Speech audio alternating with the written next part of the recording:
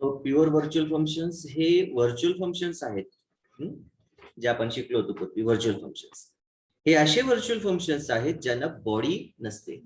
काय नसते? बॉडी नसते. Body means what? Definitions. They are not defined, they are only declared. So pure virtual functions are the virtual functions which does not have any body, means they are not defined, means they are only declared. As the pure virtual function has no body, pure virtual function ला body नसते, म्हणून the function should contain the notation equals to 0. Such pure virtual functions must be compulsory overridden in the derived classes. मग कसा बनवायचा? तर virtual function कसा बनवायचा ते माहिती होतं तुम्हाला. तर व्हर्च्युअल फंक्शन साठी पण फंक्शन कसा बनवायचा ते माहिती आहे तुम्हाला. Return type, function name, parameter list, फंक्शनचं डिक्लेरेशन. याला व्हर्च्युअल बनवायचं असेल तर याच्या डिक्लेरेशन मध्ये व्हर्च्युअल कीवर्ड यूज करून टाका, तो व्हर्च्युअल झाला. हे पण शिकलो आपण. पण हा नुसतं व्हर्च्युअल फंक्शन आहे. It is just a simple virtual function. But if I want to make this function as a pure virtual function, तर त्या व्हर्च्युअल फंक्शनला डिफाईन न करता डिक्लेअर करून पुढे इक्वल्स टू करून 0 करायचं आणि टर्मिनेट करून द्यायचं. आता हा प्युअर व्हर्च्युअल फंक्शन झाला. सो डिक्लेरेशन मध्ये पण फरक आहे. फक्त व्हर्च्युअल फंक्शन असेल तर तो डिक्लेअर्ड आणि डिफाईन्ड असेल ना, अशा पद्धतीने. Yes or no? हा, तो व्हर्च्युअल असेल. पण प्युअर व्हर्च्युअल जर असला तर मग त्याला काय करायचं? त्याला म्हणजे प्युअर व्हर्च्युअल फंक्शन बनवायचा कसं काय? इक्वल्स टू करून 0 करायचा, डिफाईन नाही करायचा. मग हा झाला प्युअर व्हर्च्युअल फंक्शन. आता जर हा प्युअर व्हर्च्युअल फंक्शन असेल तर याला डिराइव्हड क्लासमध्ये कंपल्सरी ओव्हरराईड करावं लागतं. फॉर एक्झाम्पल void display नावाचा फंक्शन होता, त्याला प्युअर व्हर्च्युअल फंक्शन बनवायचं होतं. सो व्हर्च्युअल बनवलं आधी, that is just a virtual, equals to 0 केलं, आता हा प्युअर व्हर्च्युअल झाला. अशा पद्धतीने प्युअर व्हर्च्युअल फंक्शन्स प्रोग्राम मध्ये बनवली जातात. So let us write down a program to demonstrate the pure virtual functions in C++.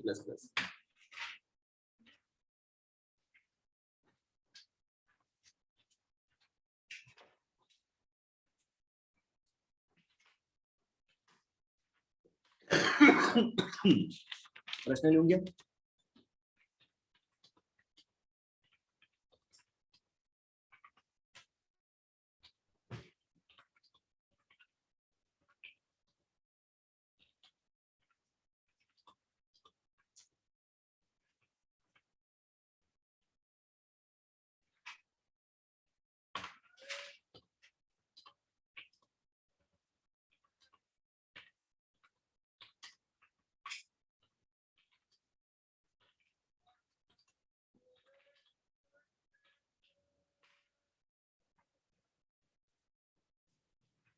तीन क्लासेस आहेत. मीडिया नावाचा क्लास, बुक नावाचा क्लास आणि टेबल नावाचा क्लास, टेप नावाचा क्लास.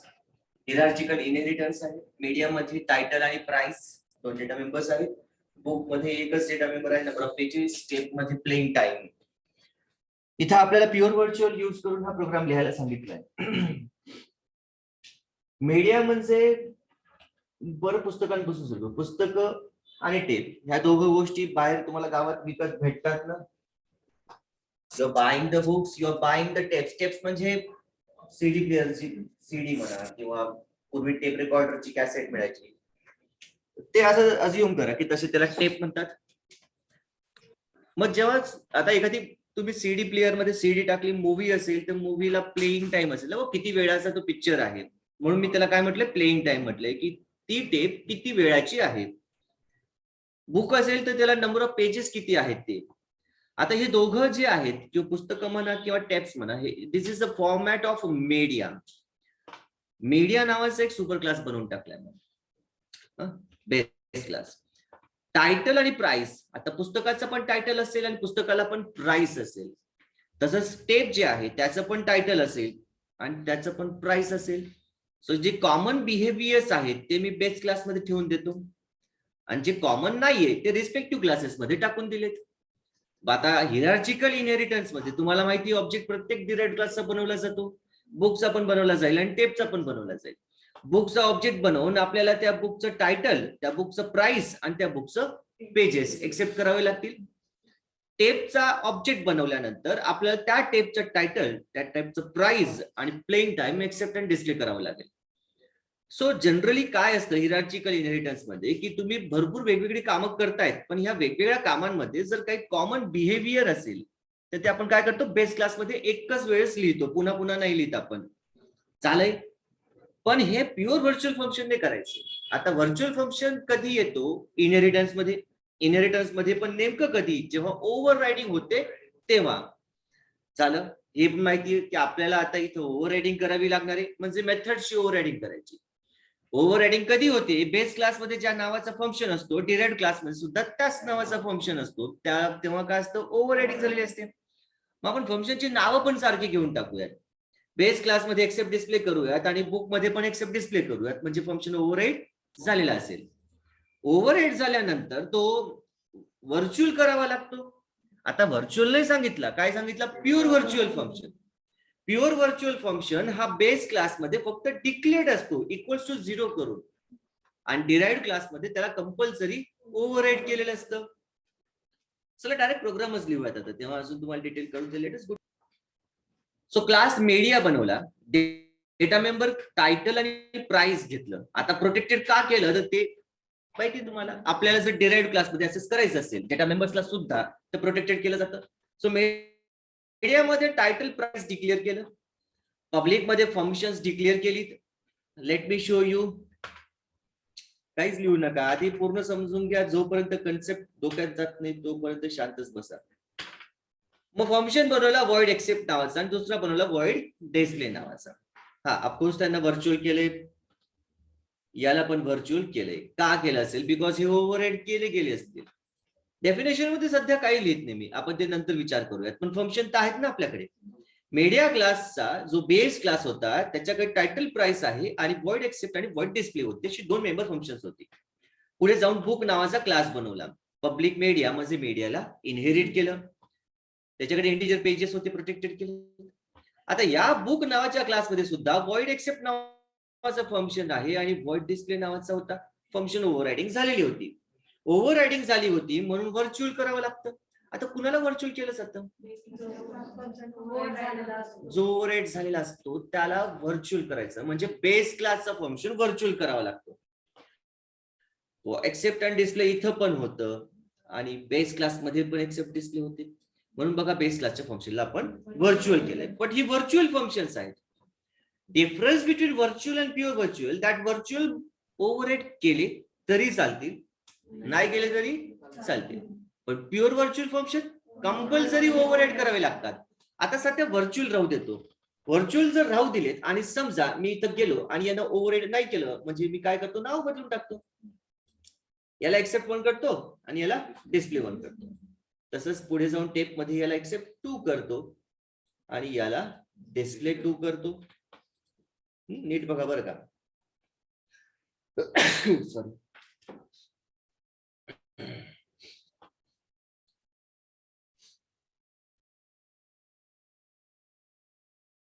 व्हर्च्युअल फंक्शनचा प्रोग्राम कसा लिहितात ते पण तर माहिती आहे.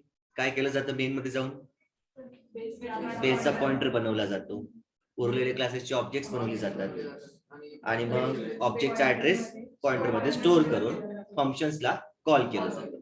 माहिती ना, हे पण शिकलो ना व्हर्च्युअल फंक्शनचे प्रोग्राम कसे. सो जी 2 क्लासेस होती, बुक त्याचा एक ऑब्जेक्ट बी बनवला, टेपचा ऑब्जेक्ट टी बनवला आणि जो बेस क्लास होता मीडिया पॉइंटर पीटीआर बनवला. Now let us accept the data आणि display the data. So accept करताना पीटीआर मध्ये आधी बुकचा ऍड्रेस टाकला, मग एक्सेप्ट आणि डिस्प्ले कोणाचे एक्झिक्यूट होतील? बुकचे होतील. टेपसाठी टेपचा डेटा एक्सेप्ट आणि डिस्प्ले करायचा होता. सो पीटीआर मध्ये आता टेपचा ऑब्जेक्टचा ऍड्रेस टाकला, म्हणजे एक्सेप्ट आणि डिस्प्ले कोणाचे केले जातील? टेपचे केले जातील. तुम्हाला अजून एक विचारतो, जर फंक्शन व्हर्च्युअल केला नसता तर दोघं फंक्शन्स ही जी आहेत ही कुणाची कॉल होतात? बेस क्लासची. व्हर्च्युअल केला नसतात तर बेस क्लासचं कॉल झालं असतं, म्हणून आपण व्हर्च्युअल केलेले. हे सगळं झाल्यानंतर व्हर्च्युअल फंक्शनचा प्रोग्राम कसा लिहिला जातो हे ऑलरेडी शिकवलेलं आहे तुम्हाला. मेन मध्ये सगळं व्हर्च्युअल फंक्शनच आहे. इथं काही प्युअर आणि कुठलं काही संबंध नसतो, फक्त व्हर्च्युअल फंक्शन. आता फरक इथं पडतो वरती क्लासेसमध्ये. नीट बघा, आता परत बघा, कन्फ्युजन नका काढू, की media void accept void display virtual केले गेले कारण की ओव्हरराईड झाले होते. त्याच्यानंतर बुक त्याच्याकडे पण व्हॉइड एक्सेप्ट होता, व्हॉइड डिस्प्ले होता. टेपकडे पण void accept, void display. Override झाले होते म्हणून व्हर्च्युअल केले होते. पण मग याचा उलट जर व्हर्च्युअल केलं तर ओव्हरराईड करायचंच असतं असं तर नव्हतं ना कंपल्सरी. म्हणून मी काय केलं की त्यांना ओव्हरराईड करू दिलं नाही, म्हणजे फंक्शनची नावं बदलून टाकली. आता झालीत का ओव्हरराईड? वरती एक्सेप्ट खाली एक्सेप्ट 1 आहे. ओव्हरराईड झालाय का? नाही झाले. पण आपण व्हर्च्युअल कीवर्ड राहू दिले, काढले नाही. सो परत सांगतो, व्हर्च्युअल आहेत व्हर्च्युअल बेसमध्ये. ओव्हरराईड केलंय त्यांना? नाही केलंय. आता समजा एक्झिक्यूट करून बघूयात. Let us execute the program. Program execute झाला. एक्सेप्ट डेटा ऑफ टेप डिस्प्लेला कॉल नाही केलंय का? कॉल तर केलं नाही, नाव बदलवली ना आता आपण फंक्शनची.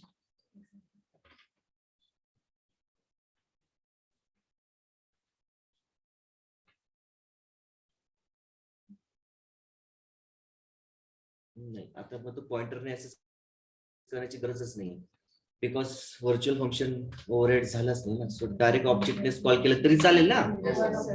रिस्पेक्टिव्ह क्लासेसची फंक्शन रिस्पेक्टिव्ह क्लासचा ऑब्जेक्टच कॉल करेल, बिकॉज आता ओव्हररायडिंग नाहीच आहे, म्हणजे प्रश्नच नाही. ज्याच्या त्याच्या ऑब्जेक्टिव्ह त्याचे फंक्शन्स कॉल करून टाकूयात ना.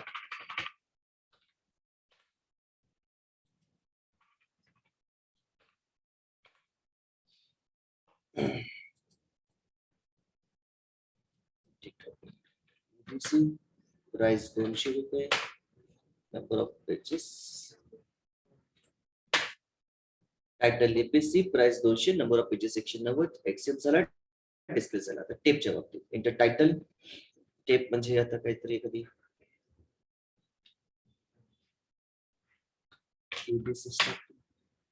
प्राइस 400, प्लेइंग टाइम 1 आवर. एक्सेप्ट झाला आणि डेटा डिस्प्ले झाला. प्रोग्राम एक्झिक्यूट झाला. प्रोग्राम एक्झिक्यूट झाला. वरती जाऊन क्लासेस मध्ये जर बघितलं, इथं तर फंक्शन व्हर्च्युअल होते की नाही? ओव्हरराईड केलेलं नव्हतं, पण प्रोग्राम एक्झिक्यूट झाला. म्हणजे आपला तो पॉइंट एकच होता. लक्षात आला? फंक्शन व्हर्च्युअल असला तर त्याला ओव्हरराईड करणं कंपल्सरी नाहीये. प्रोग्राम सक्सेसफुली एक्झिक्यूट करून दाखवलेला आहे पोरांना मी. फंक्शन व्हर्च्युअल केली होती बेस मध्ये आणि त्यांना ओव्हरराईड सुद्धा केलं नव्हतं मी. कंपल्सरी नाहीच आहे. तुम्ही म्हणायचं केलं तर केलं तर चालेल ना. व्हर्च्युअल आहे, आता ओव्हरराईड करून टाकू, म्हणजे नावासारखी करून टाकतो. व्हॉइड एक्सेप्ट आणि void display. Void accept, void display नावासारखी झाली म्हणजे ओव्हररायडिंग झाली. आता ओव्हररायडिंग झाली असेल तर मग आता परत पॉइंटर युज करावा लागेल. ओव्हररायडिंग झाली तर पॉइंटर युज करावा लागतो ना.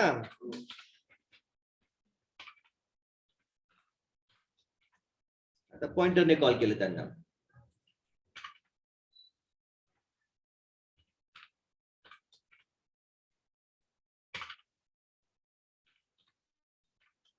परत एक्झिक्यूट करूयात. एक्सेप्ट पण नाही, सॉरी. आता accept display, accept display.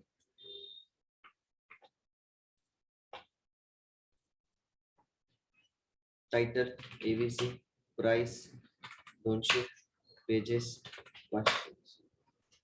Title XYZ price 300, playing time 1 hour. झालं. परत एक्झिक्यूट. आता परत बघा की फंक्शन बेसमध्ये व्हर्च्युअल होते आणि त्यांना ओव्हरराईड केलं होतं. So now the idea is clear. If the function in base class is virtual, त्याला ओव्हरराईड केलं तरी चालेल, नाही केलं तरी चालेल. Now let us create pure virtual functions. आता कुठे जाऊयात? Pure virtual. Pure virtual function बनवायचं असेल तर बेस क्लासमध्ये त्याला प्युअर व्हर्च्युअल फंक्शन बनवलं जातं. प्युअर व्हर्च्युअल फंक्शनला कुठली बॉडी नसते म्हणून काढून टाकलं आणि मग इक्वल्स टू करून 0 करा त्याला. झाला हा प्युअर व्हर्च्युअल फंक्शन. हा साधा व्हर्च्युअल फंक्शन आहे, पण याला प्युअर करायचं असेल तर याची बॉडी काढून टाकायची आणि डिक्लेरेशन मध्ये इक्वल्स टू करून 0 करा. झाला तुमचा प्युअर व्हर्च्युअल फंक्शन तयार.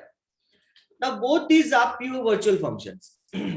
आता ही दोघं प्युअर व्हर्च्युअल फंक्शन्स आहेत, मग ओव्हरराईड करणं कंपल्सरी आहे. तुम्ही जर आम्ही ओव्हरराईड नाही करत त्यांना, तर नाही केलं तर एरर येऊन जाईल. आता टाइम वेस्ट जाऊ दे, आता परत ते सगळं बदलावं लागेल मला. पण नाही केलं तर काय होईल, एरर येतो. बिकॉज फंक्शन जर प्युअर व्हर्च्युअल फंक्शन असला तर त्या प्युअर व्हर्च्युअल फंक्शनला डिराइव्ड क्लास मध्ये कंपल्सरी ओव्हरराईड करावं लागतं. फिगर बघा मग, त्या जो मीडिया नावाचा क्लास होते त्याची किती डिराइव्ड क्लासेस आहेत, 2. प्रत्येक क्लासमध्ये कंपल्सरी ओव्हरराईड करावं लागेल. मीडियामध्ये जे प्युअर व्हर्च्युअल फंक्शन्स आपण बनवलेली आहेत, बघा इथं किती प्युअर व्हर्च्युअल फंक्शन बनवलीत, 2. एक एक्सेप्ट नावाचा आणि एक डिस्प्ले नावाचा. तर मीडियाचे जेवढे डिराइव्ड क्लासेस असतील, मग ते 2 असो, 5 असो, 50 असो, प्रत्येक क्लासला कंपल्सरी एक्सेप्ट आणि डिस्प्ले ओव्हरराईड करावंच लागेल. पुन्हा सांगतो, हा बेस क्लास आहे, याचे हे प्युअर व्हर्च्युअल फंक्शन्स आहेत. आता याला जो डिराइव्ड करत जाईल त्या प्रत्येक क्लासला कंपल्सरी एक्सेप्ट आणि डिस्प्ले ओव्हरराईड करावं लागेल. आपल्या प्रोग्राम मध्ये किती डिराइव्ड क्लासेस आहेत, 2. बुक आणि टेप. याचा अर्थ ह्या दोघं क्लासेसला एक्सेप्ट आणि डिस्प्ले ओव्हरराईड करावंच लागेल. चला मग बुक मध्ये गेलो, बुकने ओव्हरराईड केलं आहे एक्सेप्ट डिस्प्ले. टेप मध्ये बघूयात, टेप मध्ये पण एक्सेप्ट डिस्प्ले ओव्हरराईड झालेलं आहे. सो नाव इट विल डू नाव. बाकी काही बदलवण्याची गरज नाहीये. तुम्ही म्हणा सर मेन मध्ये, मेन मध्ये काहीच बदलणार नाही, आहे तसं सगळं व्हर्च्युअलच आहे. फक्त प्रश्न प्युअर आणि व्हर्च्युअलचा आहे. व्हर्च्युअल असला तर ओव्हरराईड करा, नका करा, पण प्युअर असलं तर कंपल्सरी ओव्हरराईड करा. एवढाच नियम लक्षात ठेवा. बाकी प्रोग्रामिंग काही चेंज होत नाही जास्त. आणि प्युअर व्हर्च्युअल फंक्शन कसा डिक्लेअर केला जातो ते पण समजलं तुम्हाला. चला एक्झिक्यूट करूयात. Enter title ABC, price 200, pages 500. Display झाला टेपसाठी, title XYZ, price 230, plain time 1 hour. झाला, कळलं. तोच व्हर्च्युअलचा प्रोग्राम होता, तोच प्युअर मध्ये पण लिहून टाकला. फरक फक्त इथं होता, एवढंच. बाकी सगळं सेम होतं. अजून महत्वाची गोष्ट, इथपर्यंत कळलं सगळ्यांना. आता महत्वाची गोष्ट की जर एखाद्या क्लासमध्ये ऍटलिस्ट 1 प्युअर व्हर्च्युअल फंक्शन असला, ऍटलिस्ट म्हणजे कमीत कमी एक जरी प्युअर व्हर्च्युअल फंक्शन असला, तर त्या क्लासला ऍब्स्ट्रॅक्ट क्लास म्हटलं जातं. काय म्हटलं जातं, ऍब्स्ट्रॅक्ट क्लास. कळलं तुम्हाला काय सांगितलं मी? परत सांगतो, एखाद्या क्लासमध्ये कमीत कमी एक जरी प्युअर व्हर्च्युअल फंक्शन असला तर त्या क्लासला काय म्हटलं जातं, ऍब्स्ट्रॅक्ट क्लास. आता तुम्ही म्हणा सर हा काय नवीन प्रकार आला. आता ऐका पुढे, जर क्लास ऍब्स्ट्रॅक्ट असला तर त्याचा ऑब्जेक्ट नाही बनवता येत. काय नाही बनवता येत, सगळं लिहून देईल, डोंट वरी. पण थोडस डोक्यामध्ये प्रकाश पडतो. मी अतिशय साध्या भाषेत सांगण्याचा, या कन्सेप्ट खूप महत्वाच्या आहेत. टॉपिक जरी इतके छोटे छोटेच नाही, तुमच्या सिलेबस मध्ये तर काही लिहिलेलं पण नाही त्यांनी, पण आपल्याला पुढे जावा, ऍडव्हान्स जावा, पायथॉन, व्हेरी इम्पॉर्टंट कन्सेप्ट, म्हणून मी थोडा वेळ घेतोय. क्लास मध्ये ऍटलिस्ट 1 प्युअर व्हर्च्युअल फंक्शन असला तर क्लास ऍब्स्ट्रॅक्ट. क्लास ऍब्स्ट्रॅक्ट असला तर त्याचा ऑब्जेक्ट नाही बनवता येत. तुम्ही मला सर ऑब्जेक्ट बनवता येत तिथं मग कसं काय युज करायचं? अहो पॉइंटर बनवा ना. मग ऑब्जेक्ट नाही बनवता येत, मग काय बनवता येईल, पॉइंटर बनवता येतो. आणि आपल्याला व्हर्च्युअल फंक्शन मध्ये बेस क्लासचा ऑब्जेक्ट लागतो कुठे, लागतोय का बेस क्लासचा? व्हर्च्युअल फंक्शनच्या प्रोग्रामिंग मध्ये प्रत्येक ठिकाणी आपण बेस क्लासचा काय क्रिएट केलाय, पॉइंटरच बनवलाय. सो आपली गाडी कुठे अडणार नाहीये. पण नियम माहिती पाहिजे की ऍब्स्ट्रॅक्ट क्लासचा ऑब्जेक्ट नाही बनवता येत, त्याचे फक्त पॉइंटर्स बनवता येतात. आणि ऍब्स्ट्रॅक्ट क्लास कुठला क्लास असतो, असा क्लास ज्याच्यामध्ये मिनिमम कमीत कमी एक जरी प्युअर व्हर्च्युअल फंक्शन असेल तर तो ऍब्स्ट्रॅक्ट असतो. हे सगळं तुम्हाला लिहायचंय. आधी तर प्रोग्राम लिहून घ्या. आता काही अडचण असेल, अजूनही काही कन्फ्युजन असेल, you can ask me. Start writing the program. बरं, प्रोग्राम लिहिण्याच्या 2 मिनिट थांबा करा.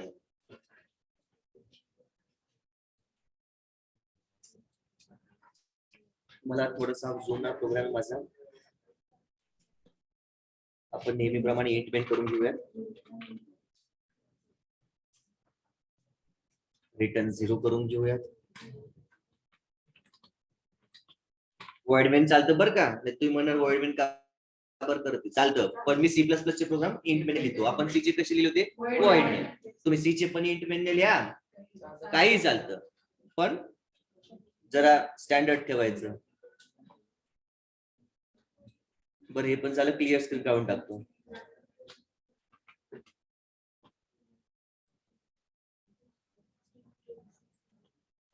कोणी काढून टाकतो.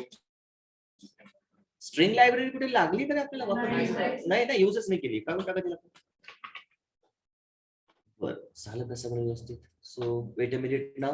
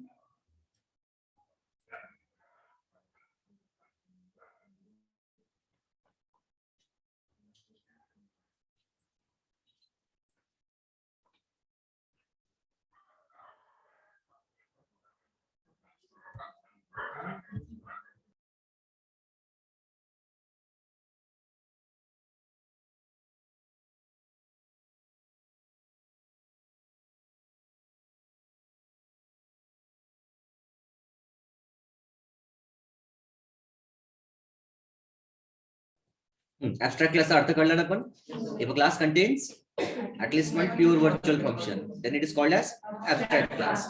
जर क्लास ऍबस्ट्रॅक्ट असेल तर त्याचे ऑब्जेक्ट्स नाही बनवता येत, फक्त पॉइंटर्स बनवता येतात.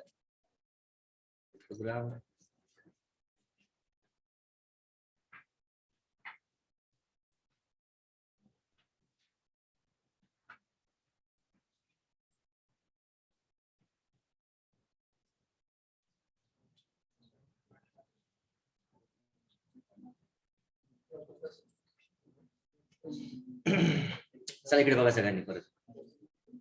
क्वेश्चन लिहून टाकूयात. Program to demonstrate your virtual functions.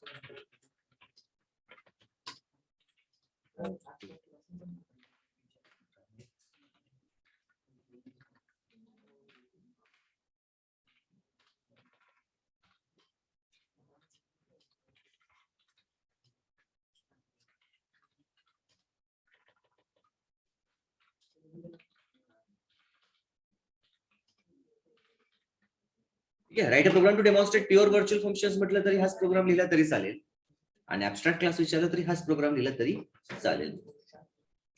इकडे बघून घ्या. क्लास बनवला बेस नावाचा, त्याच्यामध्ये एक virtual void display equals to 0, म्हणजे हा एक प्युअर व्हर्च्युअल फंक्शन आहे.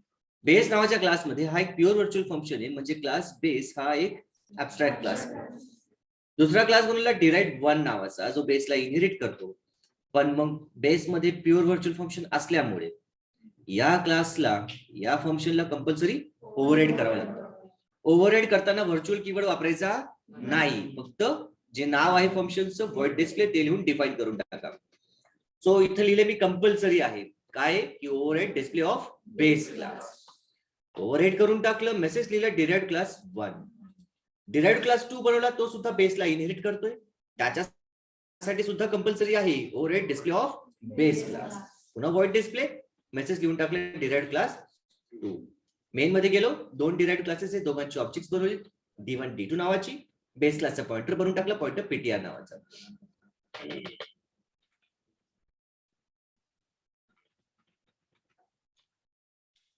Cout मध्ये डिराइव्ड 1 लिहिलं, ptr मध्ये पहिले त्या डिराइव्ड 1 चा ऑब्जेक्टचा ऍड्रेस टाकला, डिस्प्लेला कॉल केलं. त्याच्यानंतर डिराइव्ड 2 चा ऑब्जेक्टचा ऍड्रेस टाकला, डिस्प्लेला परत कॉल केलं. झाला तुमचा प्रोग्राम. एक्झिक्यूट करूयात. डिराइव्ड 1 साठी मेसेज प्रिंट झाला डिराइव्ड क्लास 1 आणि 2 साठी derived class 2. Right it down ना.